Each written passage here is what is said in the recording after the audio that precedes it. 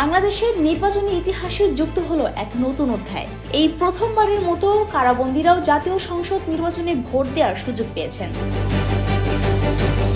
ত্রয়োদশ জাতীয় সংসদ নির্বাচনে কারাগারে থাকা নিবন্ধিত বন্দীরা পোস্টাল ব্যালটের মাধ্যমে নিজেদের ভোটাধিকার প্রয়োগ করছেন। শুধু সংসদ নির্বাচনই নয়, তারা অংশ নিচ্ছেন চলমান সংস্কার বিষয়ক গণভোটেও। কারা অধিদপ্তর জানায়, গত মঙ্গলবার থেকে শুক্রবার পর্যন্ত ৫,৯৯০ জন নিবন্ধিত বন্দীর থেকে ইতোমধ্যেই ভোট দিয়েছেন ৪,০৬৭ জন। আজ শনিবার শেষ দিনে বাকি বন্দীরাও ভোট দেওয়ার সুযোগ পেয়েছেন।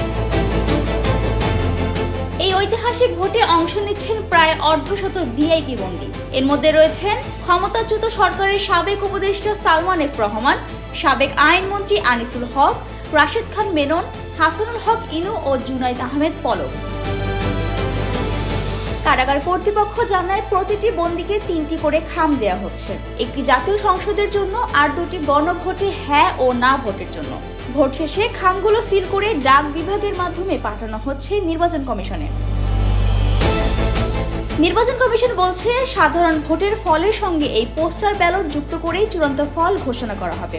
কারাগারের ভেতর থেকেও ভোট, এই উদ্যোগকে অনেকেই দেখছেন ভোটাধিকার বিস্তারের এক যুগান্তকারী দৃষ্টান্ত হিসেবে। Desk report, Bangladesh bulletin.